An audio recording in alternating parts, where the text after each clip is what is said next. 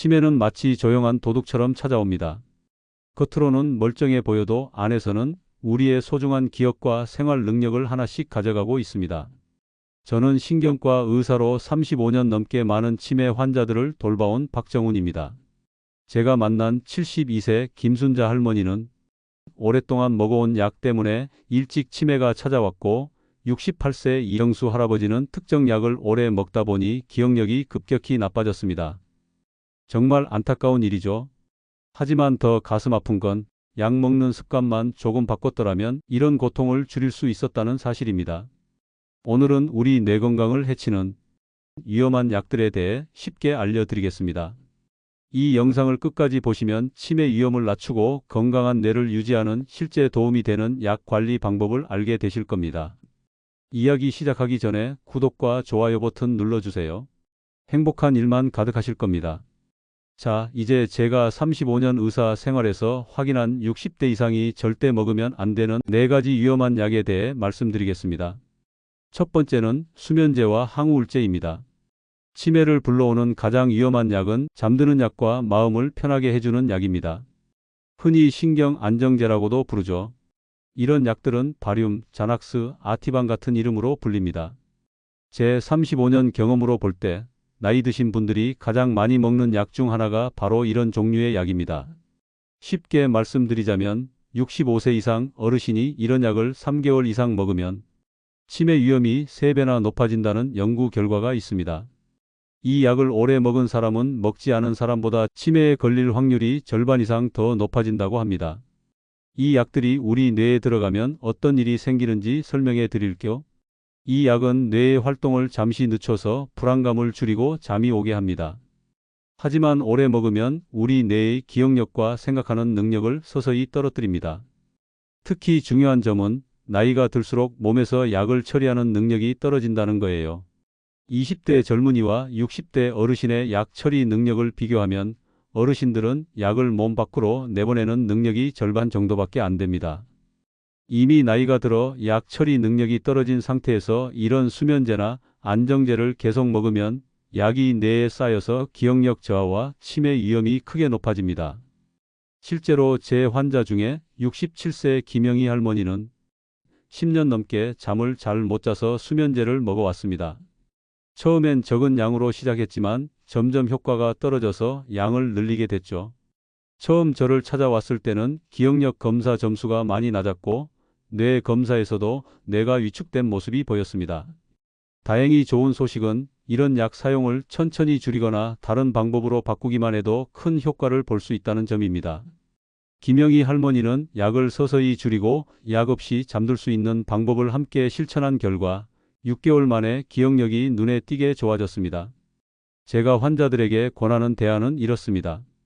수면제 대신 잠자기 전 따뜻한 우유를 마시거나 편안한 음악을 듣거나 가벼운 스트레칭을 해보세요. 잠자리에 들기 2시간 전부터는 TV나 스마트폰을 보지 않는 것도 중요합니다. 또한 매일 같은 시간에 자고 일어나는 습관을 만드는 것이 좋습니다. 이런 방법들을 꾸준히 실천하면 약 없이도 숙면을 취할 수 있습니다. 두 번째는 위산을 막는 위장약입니다. 많은 어르신들이 속쓰림이나 위장 문제로 오랫동안 위산 억제제를 드십니다. 가스모틴, 개비스콘, 젤란트나 넥시움 같은 약들이죠. 위가 아프면 자연스럽게 찾게 되는 약입니다. 하지만 이런 위장약을 오래 복용하면 치매 위험이 커집니다. 놀랍게도 이런 위산 억제제를 1년 이상 꾸준히 복용한 어르신들은 치매 발생률이 44%나 높아진다는 연구 결과가 있습니다. 왜 위장약이 뇌에 문제를 일으킬까요? 아주 쉽게 설명해 드릴게요. 우리 몸에는 위산이 비타민 B12를 흡수하는데 꼭 필요합니다. 위산을 막는 약을 오래 먹으면 비타민 B12가 부족해지고 이렇게 되면 뇌 기능에 중요한 영양소가 부족해집니다. 또 다른 문제는 위산을 줄이면 몸에 해로운 세균들이 더 많이 자랄 수 있다는 점입니다. 이 세균들이 만드는 독소가 혈액을 통해 뇌로 가면 뇌에 염증을 일으키고 인지 기능을 떨어뜨립니다. 제 환자 중 71세 박명수 할아버지는 거의 5년 동안 매일 위산 억제제를 복용했습니다. 그는 속쓰림 때문에 약을 끊을 수 없었고 시간이 지나면서 점점 건망증이 심해지고 집안일을 하는 것도 어려워졌습니다. 검사 결과 그의 비타민 B12 수치는 정상의 절반 수준이었고 뇌 검사에서도 인지 기능 저하가 확인되었습니다. 그렇다면 위장 문제가 있을 때 어떻게 해야 할까요? 먼저 위산 억제제를 계속 복용해야 한다면 정기적으로 비타민 B12 수치를 확인하고 필요하다면 보충제를 드세요. 하지만 가능하다면 약물 의존도를 낮추는 방법을 찾는 것이 좋습니다. 식습관을 바꾸는 것도 중요합니다. 맵고 자극적인 음식, 튀긴 음식, 커피, 술, 탄산음료를 줄이세요. 대신 천천히 꼭꼭 씹어 먹고 과식을 피하고 식사 후 바로 눕지 않는 습관이 도움이 됩니다. 식사 중간에 물을 많이 마시는 것도 피하세요. 위산이 희석되어 소화가 제대로 안 될 수 있습니다. 식사 30분 전이나 식후 1시간 후에 물을 마시는 것이 좋습니다. 스트레스도 위장 문제의 큰 원인입니다. 가벼운 운동이나 깊은 호흡, 취미 활동으로 스트레스를 줄이면 위장 건강에도 큰 도움이 됩니다. 박명수 할아버지도 이런 방법들을 실천하면서 위산 억제제 사용을 점차 줄였고 6개월 후에는 주 2회 정도로 약 복용을 줄일 수 있었습니다. 비타민 B12 보충제를 함께 복용한 결과 기억력도 조금씩 좋아지기 시작했습니다. 세 번째는 강한 진통제인 마약성 진통제입니다. 나이가 들면 관절통, 허리 통증 같은 만성 통증으로 고생하시는 분들이 많습니다. 이럴 때 의사가 처방해주는 강한 진통제를 오래 복용하면 치매 위험이 커집니다. 트라마돌, 옥시코돈, 코데인 같은 약들이 이런 마약성 진통제에 해당합니다. 미국 노인병학회 연구에 따르면 이런 강한 진통제를 1년 이상 꾸준히 복용한 어르신들은 인지 기능 저하 속도가 최대 30% 빨라진다고 합니다. 쉽게 말해 뇌가 더 빨리 늙어간다는 뜻이죠. 이런 진통제가 어떻게 우리 뇌에 영향을 주는지 설명해 드릴게요. 마약성 진통제는 뇌의 특별한 수용체에 붙어서 통증을 줄여줍니다. 그런데 이 과정에서 뇌 세포들의 소통 방식이 바뀌고 특히 기억을 담당하는 부분에 문제가 생깁니다. 또한 이런 강한 진통제는 호흡을 느리게 만들어 뇌의 산소 공급이 줄어들 수 있습니다. 어르신들은 특히 이런 영향을 더 많이 받아서 혼란, 기억력 저하, 심지어 환각까지 경험할 수 있습니다. 제 환자 중 76세 이정환 할아버지는 심한 허리 통증으로 3년간 트라마돌을 매일 복용했습니다. 시간이 지나면서 그는 가족들의 이름을 기억하지 못하고 집 근처에서 길을 잃는 일이 잦아졌습니다. 인지검사 결과 그의 기억력과 집중력이 같은 나이대 평균보다 훨씬 낮았습니다. 그렇다면 통증이 있을 때 어떻게 해야 할까요? 가장 좋은 방법은 비약물적 통증 관리를 먼저 시도하는 것입니다. 물리치료, 따뜻한 찜질, 가벼운 스트레칭이나 요가, 침술 등이 도움이 될 수 있습니다. 통증을 완전히 없애는 것보다 견딜 수 있는 수준으로 관리하는 것이 목표입니다. 약을 써야 한다면 마약성 진통제보다는 타이레놀이나 진통 효과가 있는 외용제를 먼저 시도해 보세요. 이들은 뇌에 미치는 영향이 훨씬 적습니다. 이정환 할아버지의 경우 통증 전문 의사와 상담하여 마약성 진통제 용량을 서서히 줄이고 물리치료와 온열요법을 병행했습니다. 또한 체중 감량과 근력 강화 운동으로 허리에 가해지는 부담을 줄였습니다.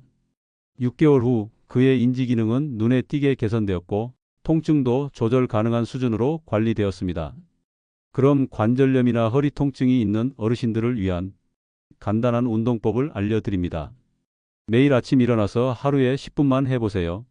첫째, 누워서 무릎을 가슴 쪽으로 천천히 당겼다 내리는 동작을 10번 반복합니다.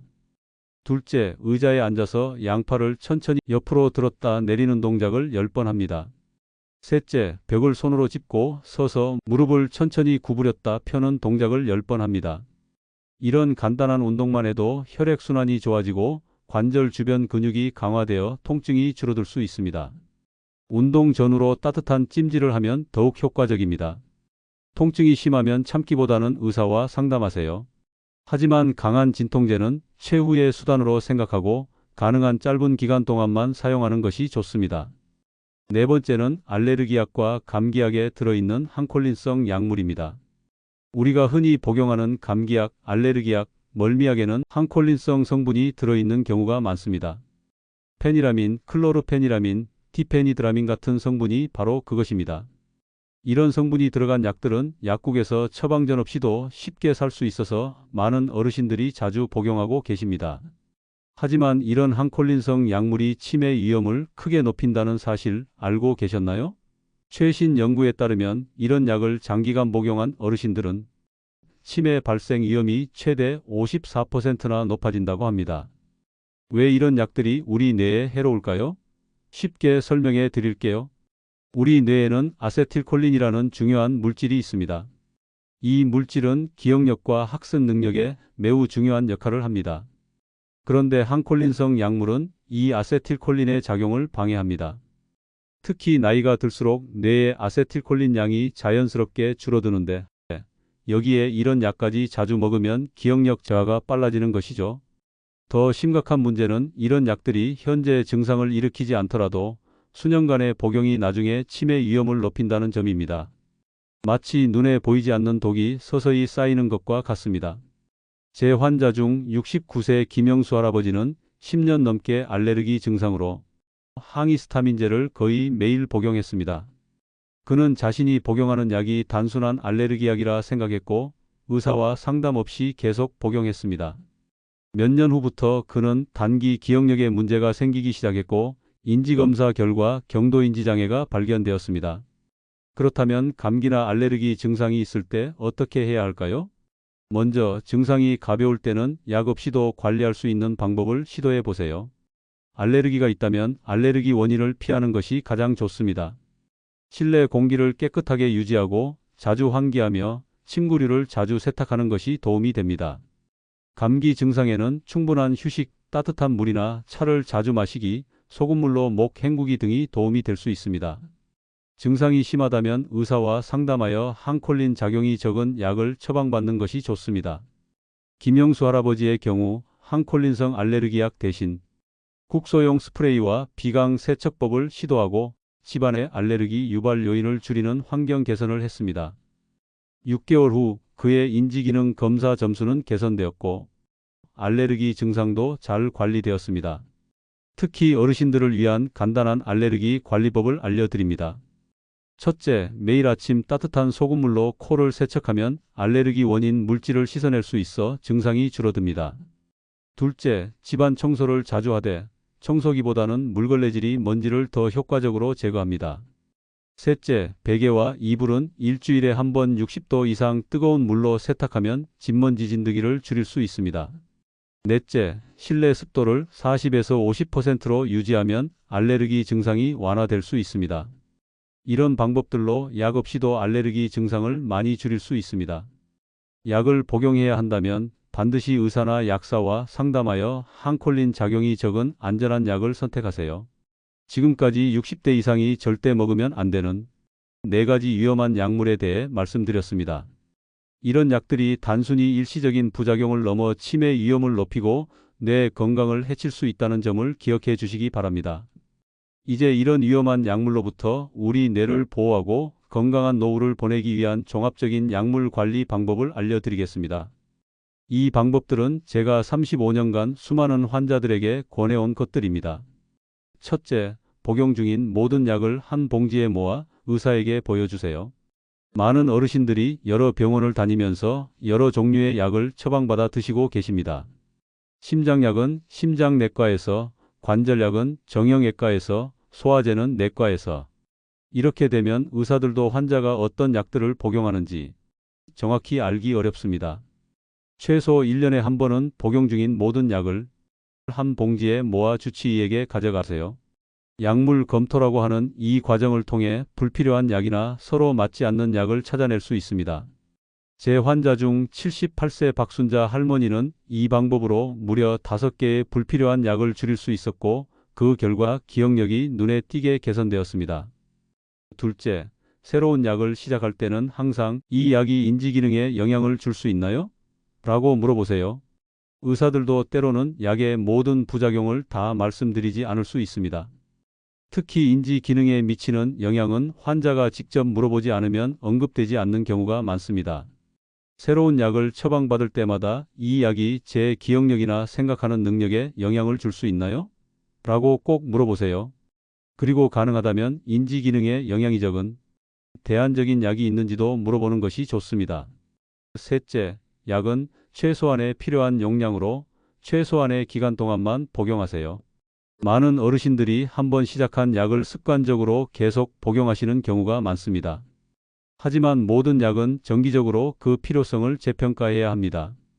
특히 앞서 말씀드린 4가지 위험한 약물은 3에서 6개월마다 의사와 상담하여 계속 복용이 필요한지 용량을 줄일 수 있는지 확인하는 것이 좋습니다.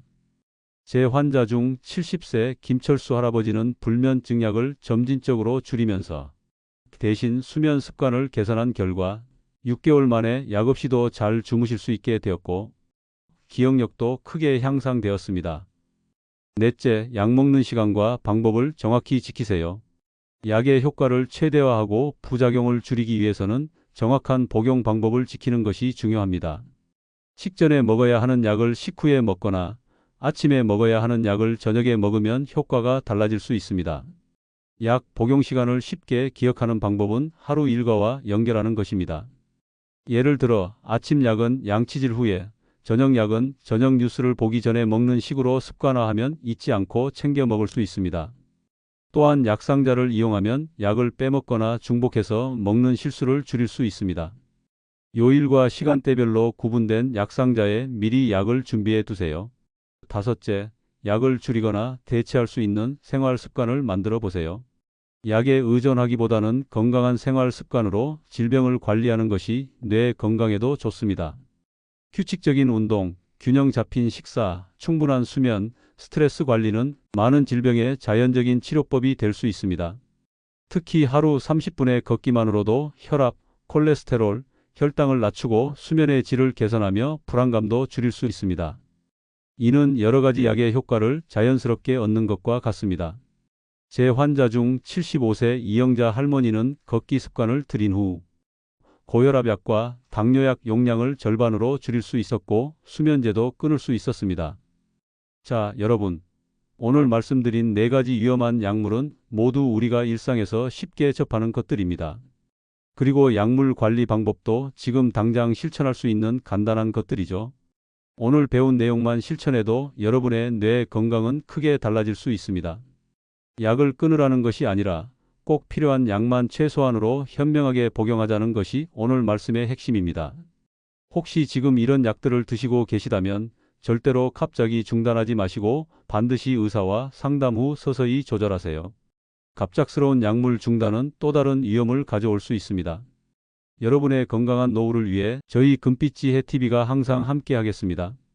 이 영상이 도움이 되셨다면 구독과 좋아요 버튼을 꼭 눌러주세요. 여러분이 눌러주시는 구독과 좋아요에서 저는 사랑을 느낍니다. 감사합니다.